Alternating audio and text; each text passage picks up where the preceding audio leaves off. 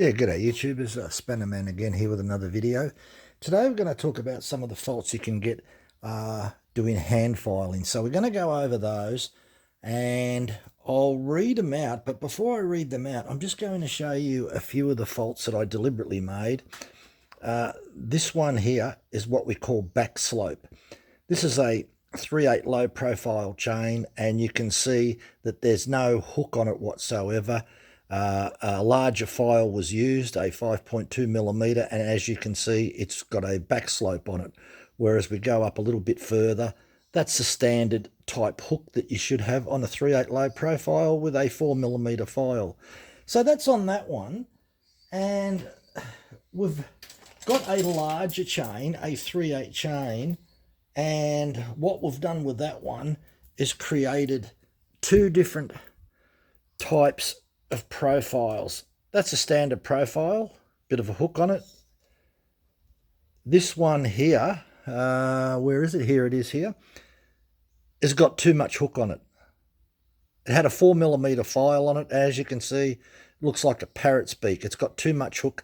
Plus, you can see right in this part here, the gullet needs to be filed. So using a small file on a 3/8 chain, a 4 millimeter file, is a no-no. So that's just two problems that you can end up with, and that's the first two on my list. And I've got them marked as critical. So I've got a total of 30 different filing mistakes that you could make. On a new chain, the effect is generally not as bad, but as you continue to use the chain, and if you continue using your bad filing habits, the situation can get a lot worse until it reaches critical stage and you're not cutting much at all. So the first one is that your file's too big for the chain. Now, when your file's too big for the chain, you end up with that back slope, as I showed on the first tooth. And you'll find out that it's not going to cut very good at all. And number two, which is also critical, the file's too small and you end up with a massive beak on it. Plus the other thing, your top plate cutting angle, everything's wrong. And the other thing is you're liable to bend it over here. So where it gets very pointy here, you're liable to bend that point over. So they're a no-no. Number three, this is your top plate angle here. So we'll just see if we can sort of zoom in there a little bit there. See whether we can see that a little bit better. This top plate angle comes standard at about 30 degrees from the manufacturer. And it's amazing how many people get that wrong. It's okay when it's brand new, and I've seen them up to 45 degrees. Really bad.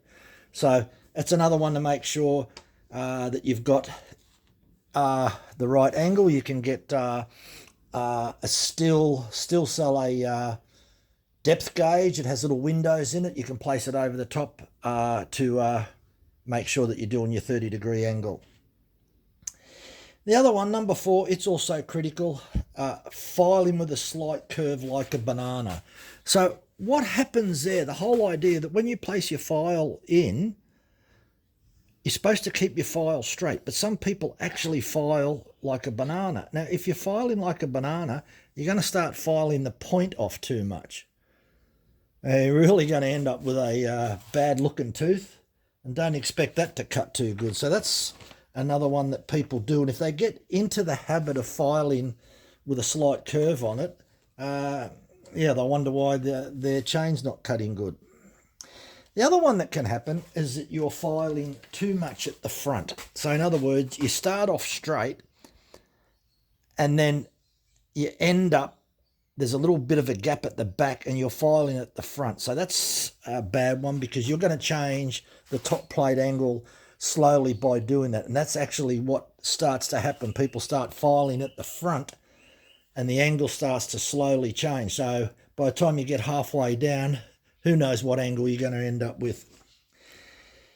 The other one, and that's critical, is that you're filing too much at the back. So they start off with the file being straight, but then they start tilting it this way, and then they find out they're filing at the back and they're not filing the point and they're not filing the side plate. So they find out it's not going to cut very good. So, or they might find out that one time they file okay and the next time they're filing at the back too much. So but the end result is it's not going to cut too good. The other one that some people do, I've seen before, they start filing, and then when they get towards the end, they start filing down like a nosedive. So, and that's going to bugger up the geometry on the end of the point. You must keep the file flat, horizontal, when filing. Don't tilt it to the downwards. The other one that people do, this is number 8, is over-filing, too many strokes. Normally, if your tooth is a little bit blunt, from you've been chopping up some timber, normally about 3 or 4 strokes of the file should be enough.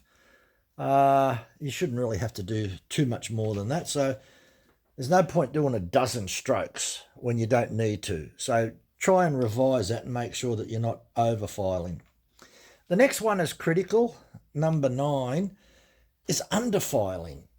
So, if you're filing the chain, make sure that you're doing enough strokes, not doing 2 or 3 strokes and then realising, oh, this is not cutting very good. I wonder why. So make sure that you inspect it and feel it and make sure that if it needs more filing, then proceed to do so. The other one is some people file too deep into the gullet. You've got to keep your file above the top of the tooth, and we'll go into that in one of the next problems. So don't file below here. This is the lowest that you want to be filing. So avoid filing deep into the gullet, because if you file too deep in here, you may not be filing the top plate edge and won't be sharp enough.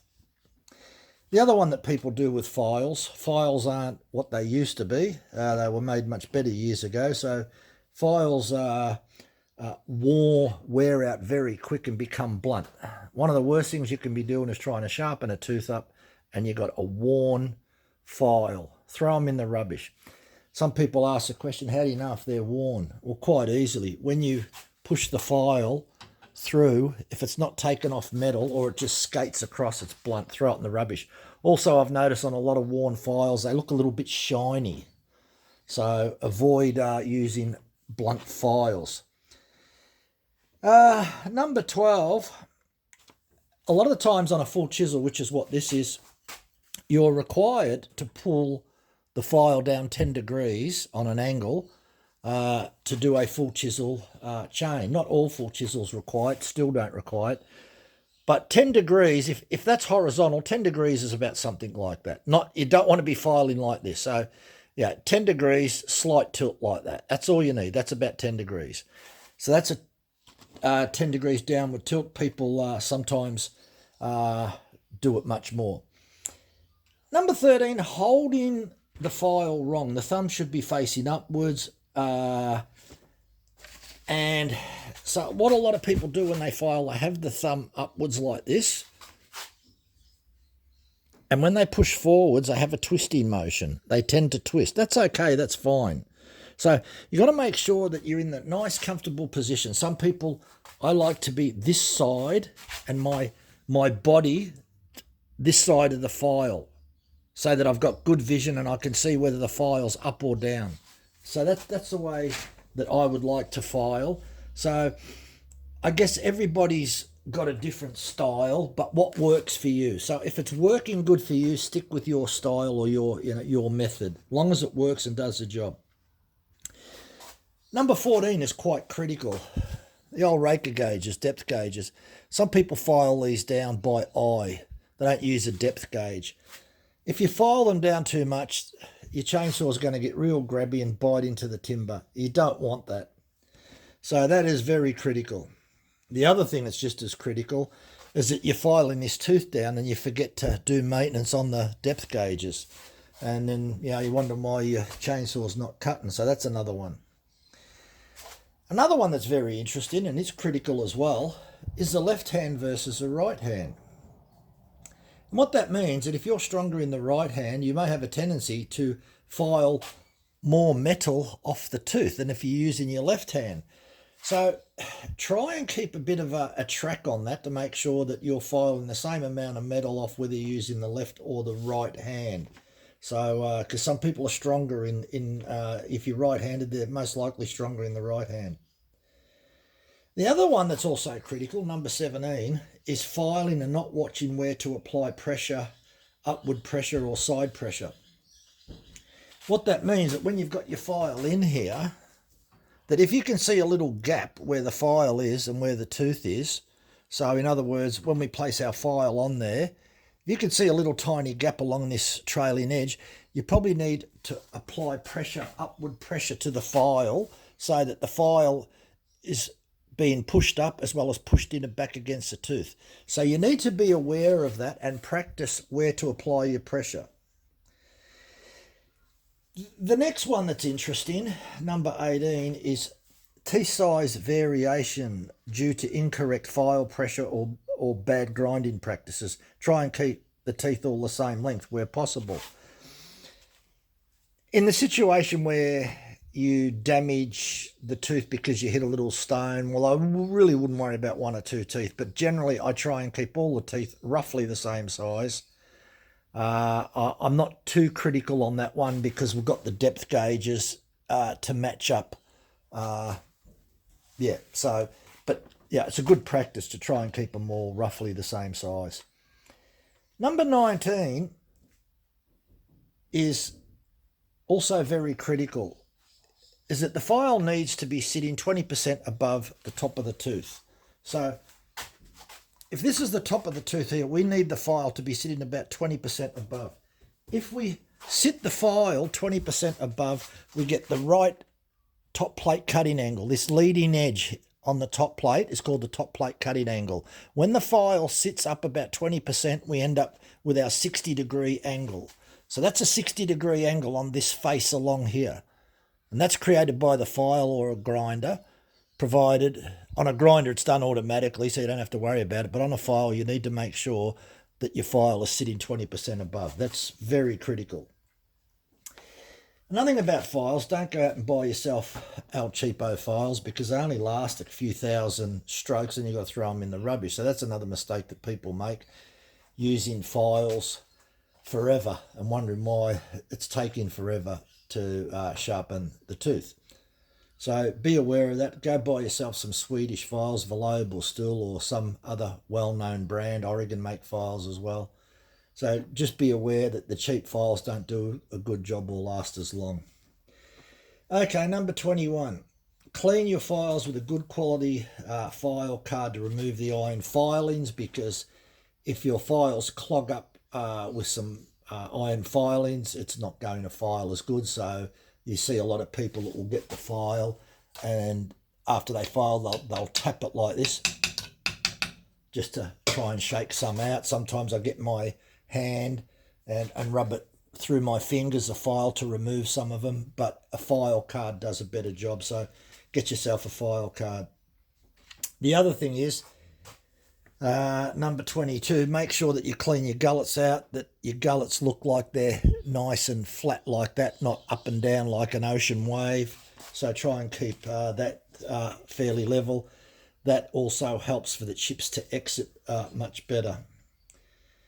Now the other thing is, as we spoke before, this angle here, you've got to make sure that this is roughly always kept about 60 degrees. So as we said before, this is automatically done by a grinder, but where you place your file is critical. So if you're placing your file 20% above and 80% in this area, you'll maintain that 60 degrees. It's fairly critical. Your side plate, which is not much you can do about it, mainly square filing or still Hexacut or Husky X-Cut, that's the only time where the side plate angle can vary in degrees. It's something that you'll probably learn about if you try and do square filing, your side plate angles. Another one that's fairly critical, avoid file backstroke on the tooth, as this will blunt the file very quickly. So it's okay that if you put pressure and you go forwards and you just gently bring the file back without any pressure, you won't damage the file. But the moment that you put pressure on the file as you pull it back, you can blunt it very quickly. It's not a hacksaw, so it's not meant to be filed pulling it back.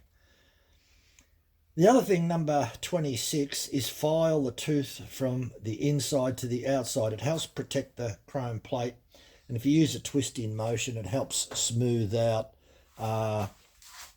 You don't end up with big gouge lines from the file. So a lot of people, as they file and their thumb, they twist. They have this twisting motion. So that's up to you whether you want to develop that or not. But just be aware of it. Number 27, avoid filing up and down like a seesaw. Some people, when they're filing, can't keep the file straight as they're pushing forwards. And sometimes the file might move up and down. So they might start off straight and they may go down and then start to straighten back out again. So it's like a bit of a seesaw motion. You've got to avoid all that. So you really have to sometimes, I guess what happens sometimes, you're concentrating looking at the tooth and making sure that you're filing the tooth. But sometimes you've got to look at the file and making sure that you've got the file in the right position. So don't take your eye always off the file. Always on one of the strokes, make sure that you've got your file straight and you're keeping it straight. And the other thing that they do, a lot of people, they'll weave to the left or to the right. So yeah, keep an eye on that.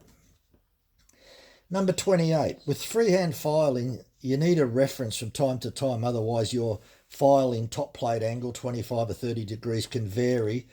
And you can get yourself a file. It's a plate that attaches to your file. It'll keep your file at the 20%. It's got markings on it, and it's designed to keep your file in check at the 30-degree angle. A lot of people like them. Look, I've used one. Sometimes you can have one set up there and you can use it for check-in purposes only. So it's good to have one around just for check-in purposes, because you need some way of figuring out whether you're doing things correctly.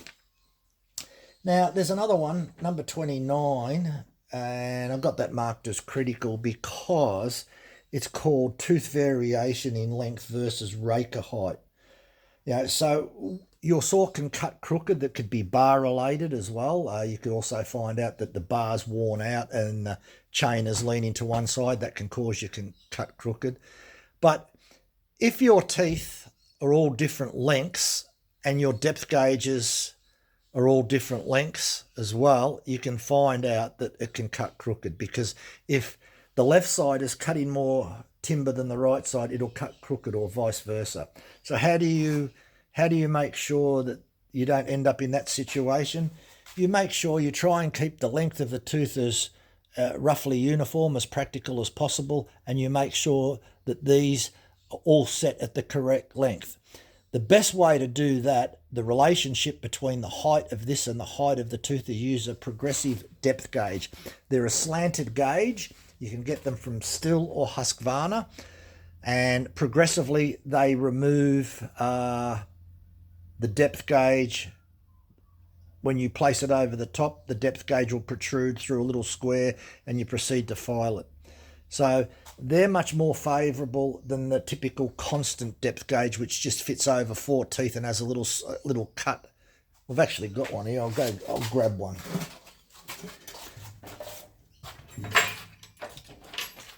Nothing worse than using the wrong depth gauge. Typically, this type of depth gauge, the constant depth gauge, is used by most people out there.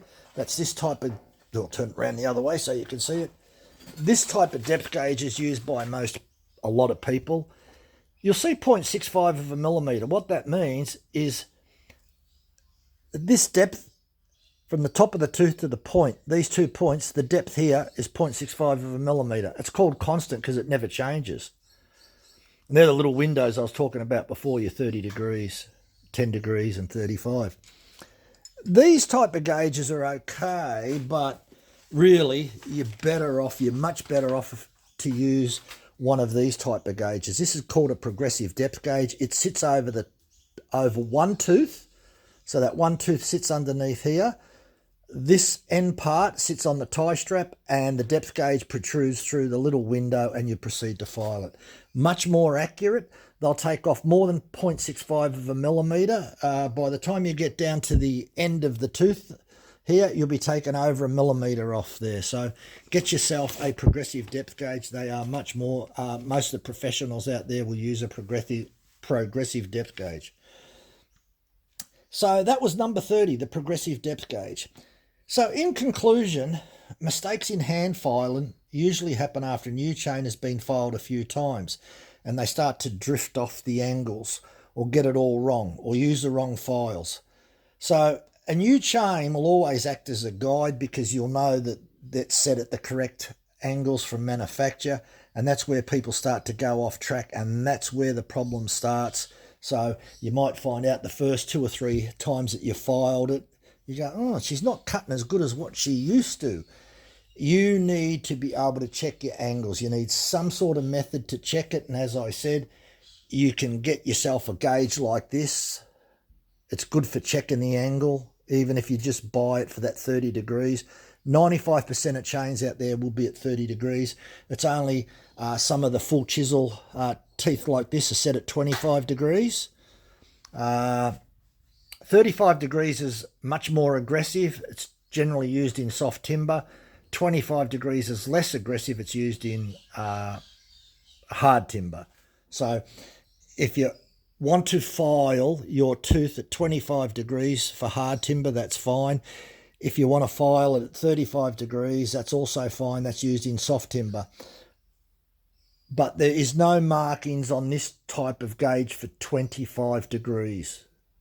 So, yeah, it's going to be a little bit difficult. You're going to have to guess that one. So unless you can find a gauge that's got 25 degrees. I have not got a gauge that's got 25 degrees. I've only got a file holder that's marked 25 degrees, the ones that attach to the actual file. So look, I hope that's been interesting for you out there, because there's a I've actually got a got one out here.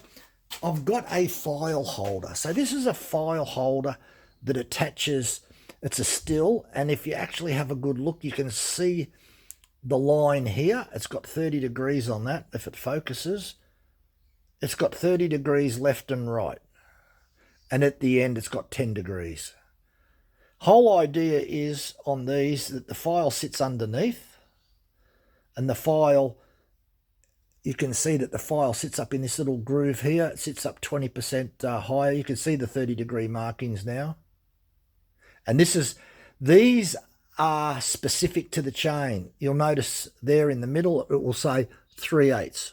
So that's 3/8 standard. You've got to get one, if you're doing 3/8 low profile, you've got to get one for 3/8 low profile. If you're doing 0.325, or if you're doing 404, or if you're doing 1/4 inch chain, yeah, they're specific.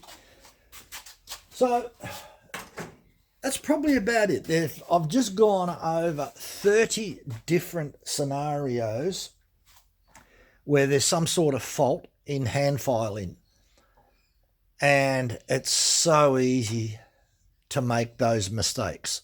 I can't think of any more, but it'd be nice if someone sees this video, if watching it, and you can think of another mistake that you could make that I haven't mentioned, please let me know, as I might put it in another video in the future. Look, thanks for watching. Give us a thumbs up, subscribe, let us know what you think. If you can think of anything else, there is a fault in hand filing. I think I've covered 30. You would probably never think there would be that many. Most people, if you said, oh, how many different mistakes do you think you could make? Most people probably say about 6. So there you go. I've listed 30. Thanks for watching. Bye for now.